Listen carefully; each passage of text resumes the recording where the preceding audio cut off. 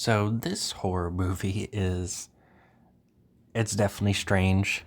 It's a movie about this doctor and all her coworkers and shit. They do messed up stuff. They kill people that they decide deserve to die, and then they take their organs for, you know, illegal stuff.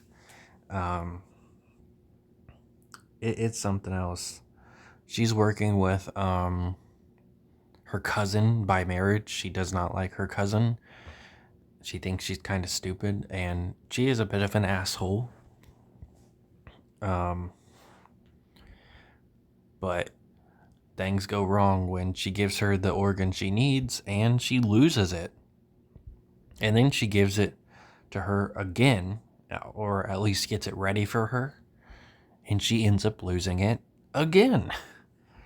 Um, it's revealed later on, near the end of the movie, that it was this guy that was taking them, and it wasn't even for a malicious reason. He was just kind of like, "Oh, I found these," and was trying to show them to people, but he was such an annoying dude, nobody listened to him. Because he's over dramatic. We see him early on in the movie trying to get a room just because he thinks he needs one when he's a little dizzy, and that's it. Um, Mick Foley is briefly in here. He has one scene and then a scene near the end of the movie. Um, I liked his character. I wish we would have got to see more of him, but unfortunately, we don't. We also get David Arquette, who is obviously most famously known for Scream, but um, he was in Spree too.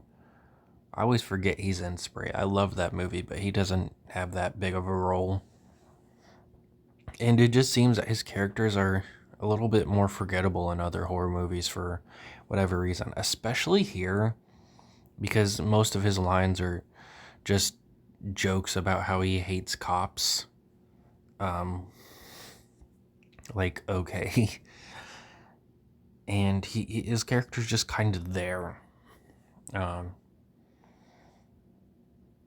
I don't know what they were doing with him because I didn't really care for his character in this movie. He shows up and there's this scene where the doctors, they got to go one way, and it's either the guy that's trying to take them with them to harvest their organs, or the criminal that killed somebody, and they go the other way. But I don't know if David would have hurt them anyway, especially um, since, he doesn't kill them later on. Like, he was only going to use one of them as a hostage. He admits that he wasn't going to hurt her. Apparently, he just really hates cops. I get it's a comedy movie, but I didn't personally find it funny like that. It feels like it was more just a joke about how, he was a cop in the Scream movies and not like fully fleshed out. He shows up like he's about to escape.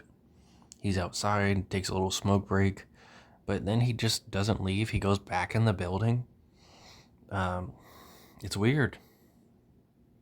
This movie's pretty funny. I wouldn't go into this movie for the kills, though there is a lot of gore. The kills themselves aren't really gory. Um, it's a pretty funny movie, though. I would say that. It's a funny movie. And if you want something to laugh at, as long as you aren't bothered by gore, this movie's it. It's pretty fun.